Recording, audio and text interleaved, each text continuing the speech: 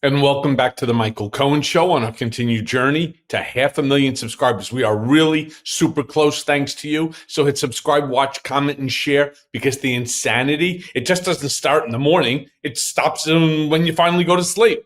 Meanwhile, Karoline Leavitt. Dear Karoline, back this afternoon with another press conference, trying to dispel the drama that Trump caused over the last week and the weekend. Now, as I spoke in my video of this morning, Trump used Charlie Kirk's memorial to say that he hated his opponents.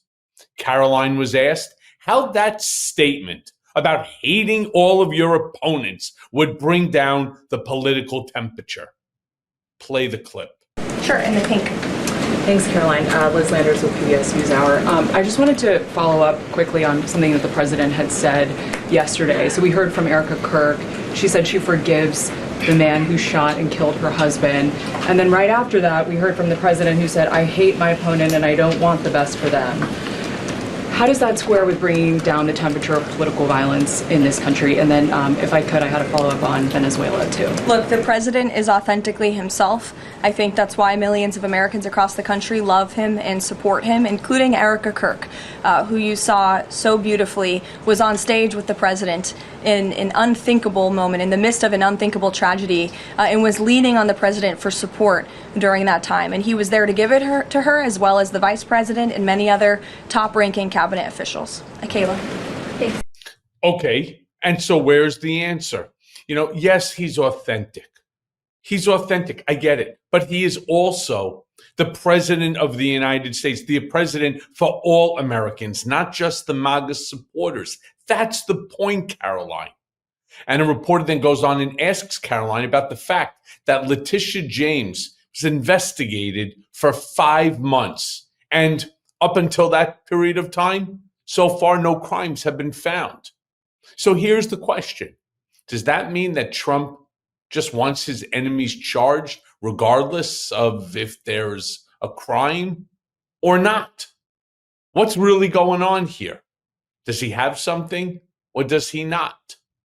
Play the clip. Thanks, Caroline. But the case against Letitia James was extensively investigated for 5 months, and President Trump's handpicked Attorney General Eric Siebert could not find any evidence that he committed a crime. So is the president saying here it doesn't matter if there's a crime, he just wants his political enemies to be charged? Well, let me just walk you through Letitia James. Letitia James completely abused her oath of office. Letitia James was actively and openly engaged in lawfare. You talk about weaponizing the Department of Justice. What was Letitia James's campaign slogan? It was prosecute Donald Trump. She was saying she was going to prosecute Donald Trump before she even knew if Donald Trump committed a crime, which of course we did not. Those are not the words of a serious prosecutor. Those are the words of a corrupt politician who is abusing their power. She actively campaigned on that. She also led the witch hunt, the financial fraud investigation against President Trump and the Trump Organization, and an appeals court tossed that case out, a $500 million civil fraud penalty in August, which was another win for the president and exonerated him of this witch hunt and showed that this is an individual who is corrupt and abused her oath of office. Okay, let me be very, very clear. That's not how it happened, and that's not what the end result is. It was not tossed out. It does not exonerate anyone. And again, I don't want to start going into, which aspect is right, which aspect here is wrong. What they did turn around and say is that $500 million is just an obscene amount of money. And that's the part of the case that remains now open, what the penalty is going to be. Now, I've said it earlier, and I'm going to continue to say it.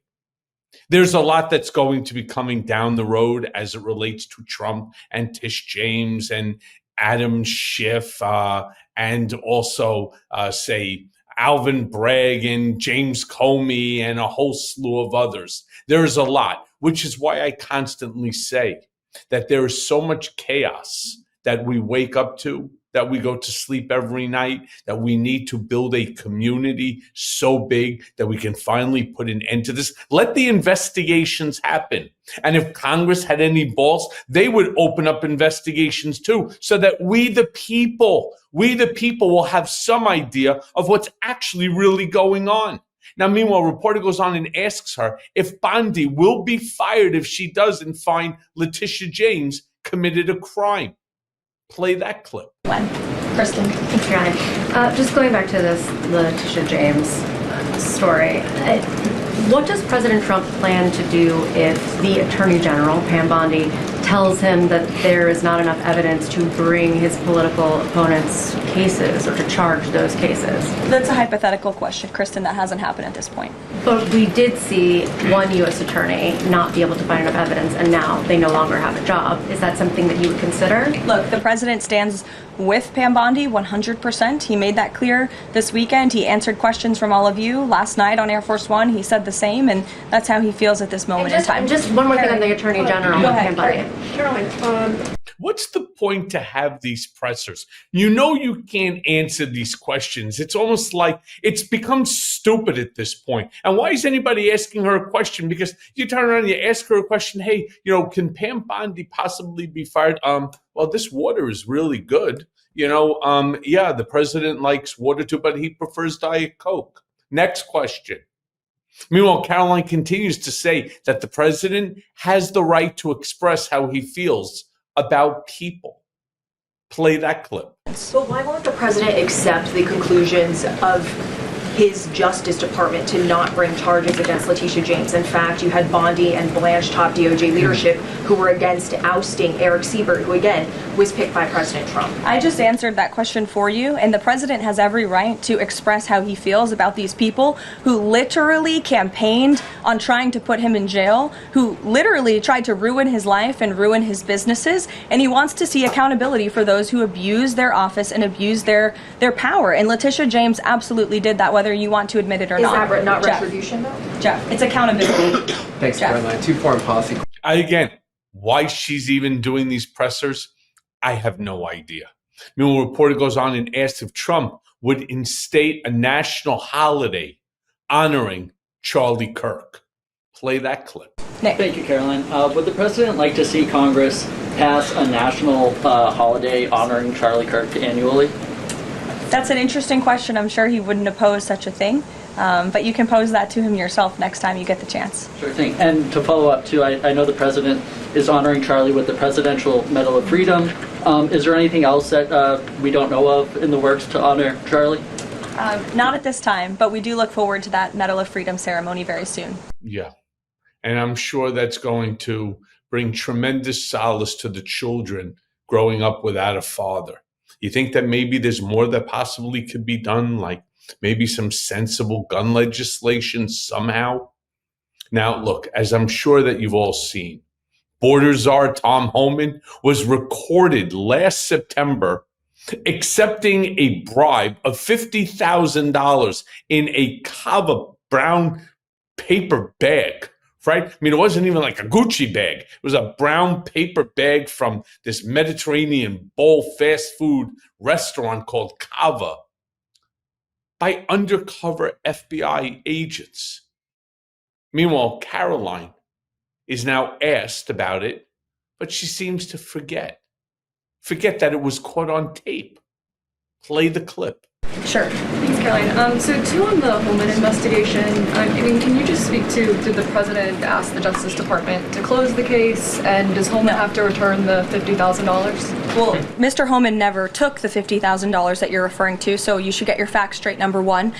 Number two, this was another example of the weaponization of the Biden Department of Justice against one of President Trump's strongest and most vocal supporters in the midst of a presidential campaign. You had FBI agents going undercover to try and entrap one of the president's top allies and supporters, someone who they knew very well would be taking a government position months later. Mr. Homan did absolutely nothing wrong, and even the President's Department of Justice, even Kash Patel's FBI, looked into this just to make sure. They had a number of different prosecutors and FBI agents who looked into this. They found zero evidence of illegal activity or criminal wrongdoing in the White House, and the president stand by Tom Homan 100% because he did absolutely nothing wrong, and he is a brave public servant who has done a phenomenal job in helping the president shut down the border. I mean, you couldn't be stupider if you tried.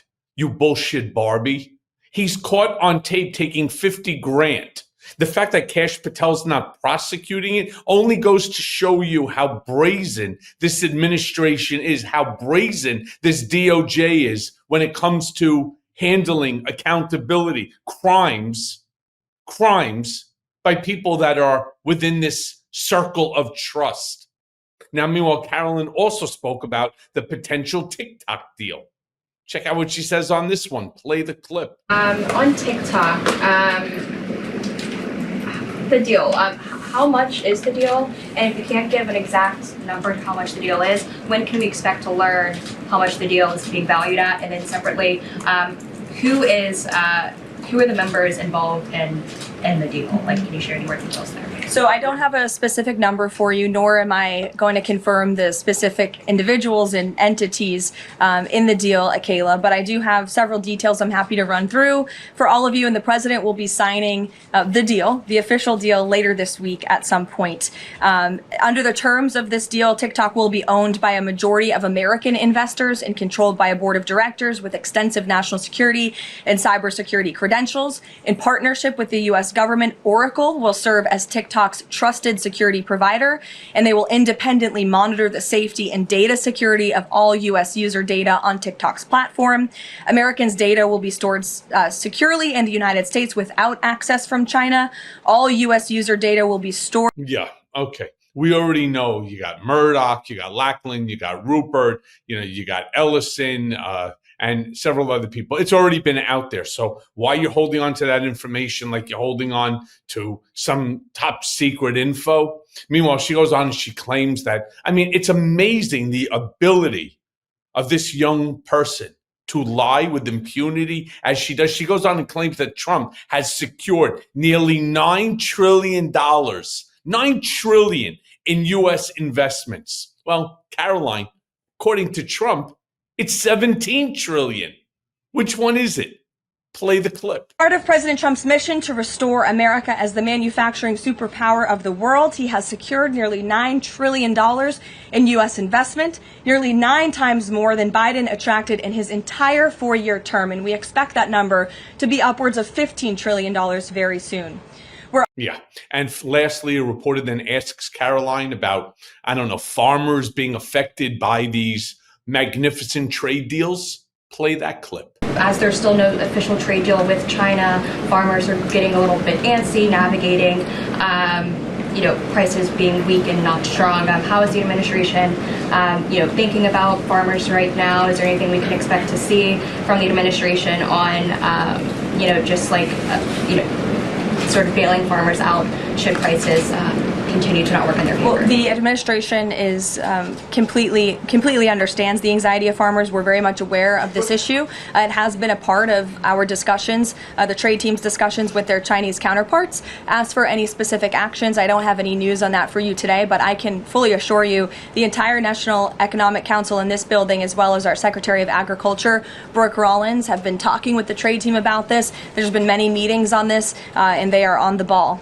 And if you want this nonsense, these lies, this misinformation, disinformation, malinformation to stop, help me to build this community, build it so large that we don't have to put up with these lies and this bullshit every single day. And as always, thanks for listening. Hey, everyone. First of all, thanks for watching. We're going to be posting daily episodes with reactions and talking about politics. We'll be talking about everything, in fact. So please like and subscribe. Join us on this journey.